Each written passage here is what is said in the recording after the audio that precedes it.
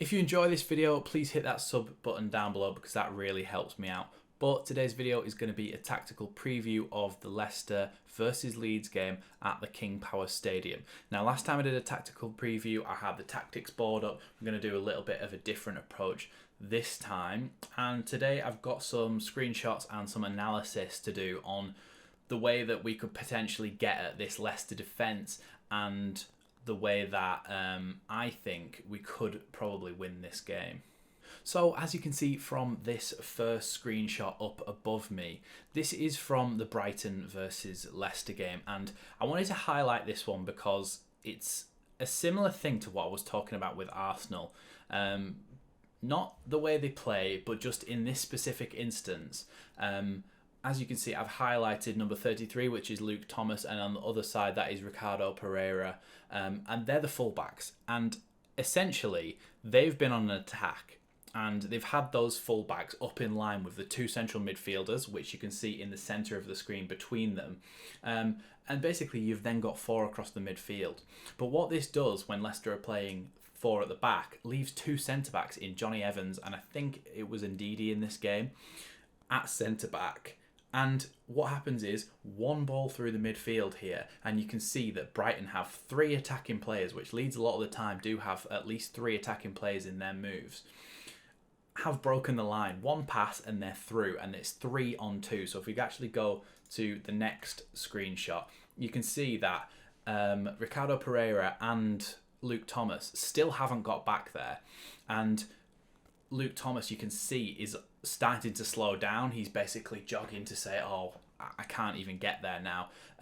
The other player is Soumare, who's in that holding midfield role, and he's supposed to be getting back in as well to protect that back four, because usually he would be dropping in and creating a bit of a back three to help them out, but he's also been caught out when this ball was played through, so then the inevitable happens and the ball goes out. I think it's Mwepu to Caicedo, and Caicedo scores, and it is a goal for Brighton. And I think this is something that we can utilise, because Leeds against Arsenal were able to actually do what I said in that last tactical preview, and break that line, and it allows Leeds to then attack 3-on-2 or 4-on-2 or 4-on-3 and basically outnumber them at the back.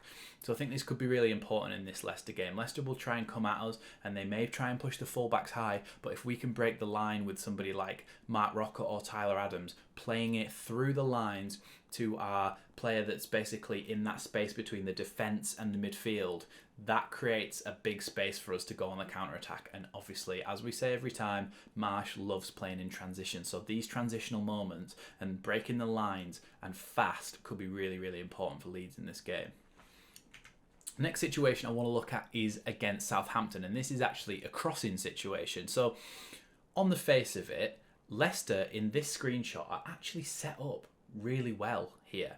You've got your back four, you've got 1, 2, 3, 4 in a line. Obviously, James Justin has come a little bit further out to try and counteract Kyle Walker-Peters trying to go down this line. And then you've also got, which I want to highlight is the main problem here, because this defence is fine. They've got Che Adams exactly where they want them. The fullback can see Che Adams in, I think it's Castagna in this case. He can see Che Adams in front of him, so he can then communicate to Ndidi what is happening behind him.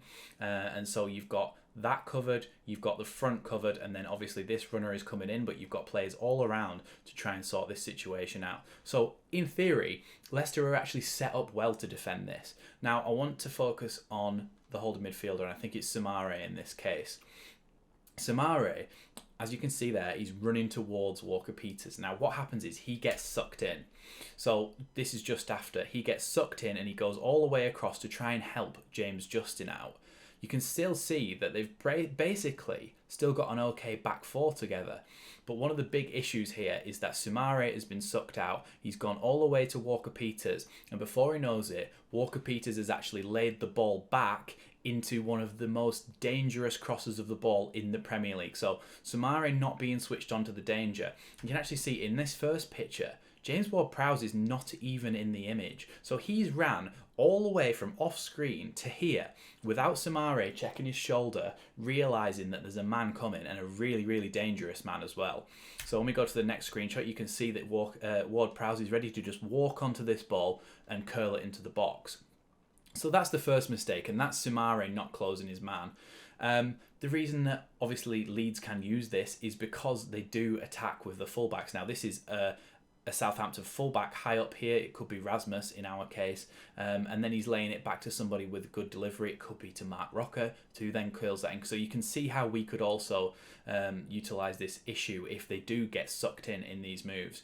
Now, at the moment, we've said they've made one mistake here, and that's not the end of the world. Like, that happens. Players lose a little bit of concentration. Sometimes they can be sucked in like this.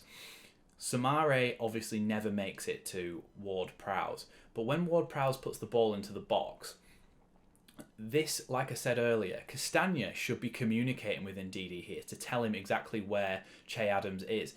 Castagna hasn't obviously communicated with Ndidi in this case, because Ndidi is far too far away from Che Adams for where this ball's going to go. Once he realises that the ball is coming in and it's going to Che Adams, he should be backing off, and he should also have Castagna telling him to drop, because the ball is going to come in and it's going to go right between those two defenders, and that should not be happening. That's criminal in the Premier League.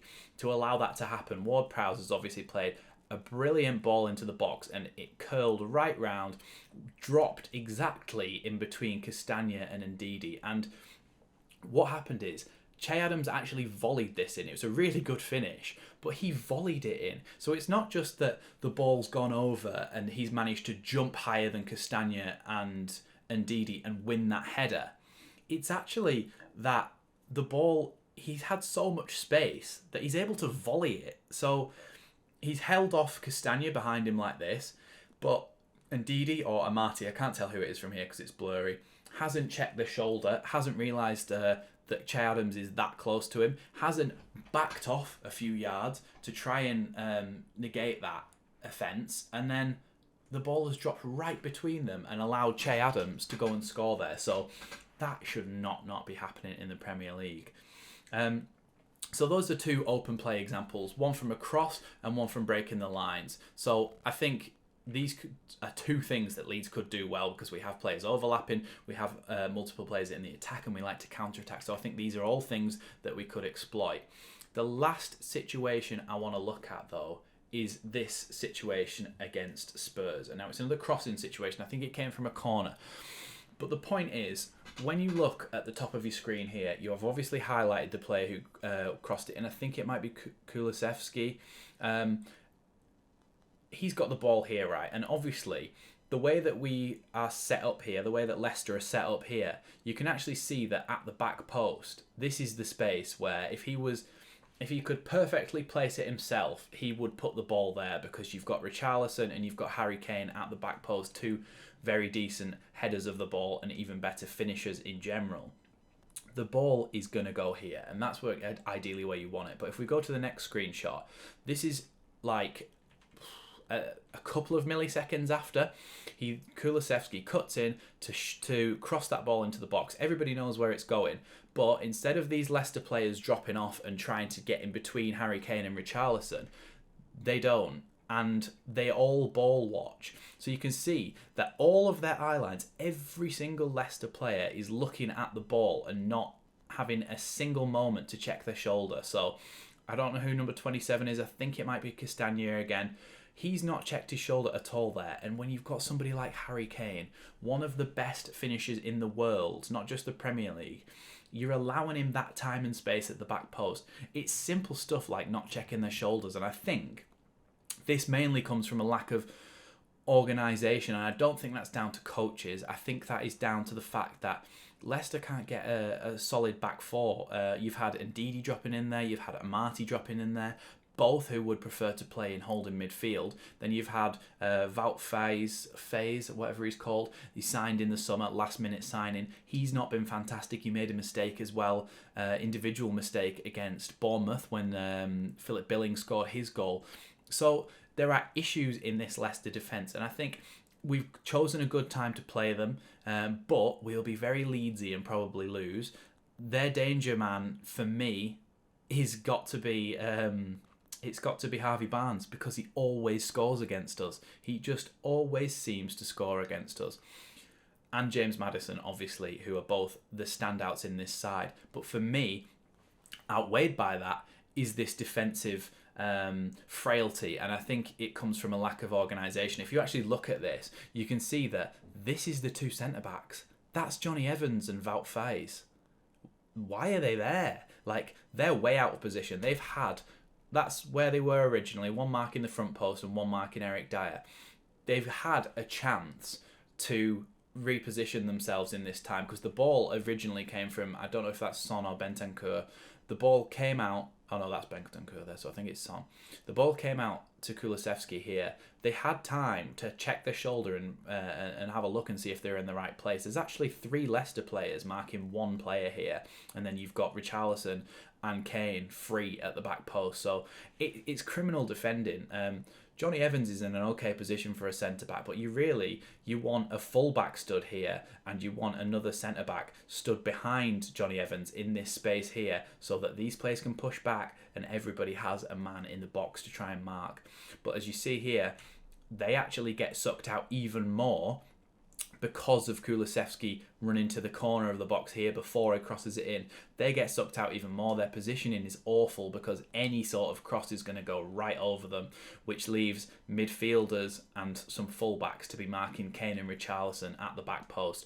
And that's not good enough in the Premier League. That is going to get you punished, and that is exactly what happened. So then, do Leeds win this game? Well, I think if we take advantage of the things that I've been through in this video, that set pieces, breaking the lines and crosses into the box, I think that we can get something out of this game. I really, really do. Leicester are in really poor form. They've defended badly. They've not managed to get a solid back four that they've been able to keep, and we know how hard it is when you can't get a consistent back four in the Premier League. Last season, we absolutely paid for it, and we paid for it dearly. We lost so many points through not having a solid and consistent back four, and Leicester are having that issue this season. So I think if we use set pieces well, set piece techniques, as in like the runs that we make, trying to draw them out. They've shown that they're easy to drag out sometimes. Samare is easy to drag out of position and doesn't always have the best position in those crossing situations. So I think it's possible for us to win this game, and I think we will. I'm not going to predict a specific scoreline, but we could score through one of these techniques, and I actually genuinely think we will. So let me know down in the comments if you enjoyed this sort of video. I enjoyed making it. I think I'll do more videos like this in the future, alternate the tactical previews depending on what the team are like. Thanks for watching this one. Comment down below if you enjoyed it. Like I say, if you agreed with it, if you're a Leicester fan, let me know what you think, because obviously when I did the Arsenal preview, I've not watched Arsenal's entire season. I've got to go away, do a little bit of research in a little bit of time, and I've just picked out 3 instances here where Leicester's defence has been very off and not very good. So Leicester fans, if you are down in the comments, let me know what you think. This is obviously not malicious. I'm just saying what I see and how I think that we might be able to get at Leicester in this game. So yeah, let me know what you think in the comments down below. I'll see you on Thursday evening for the live watch along on this channel, so stay tuned for that. Thanks for watching, and I'll see you next time on Leeds Lately.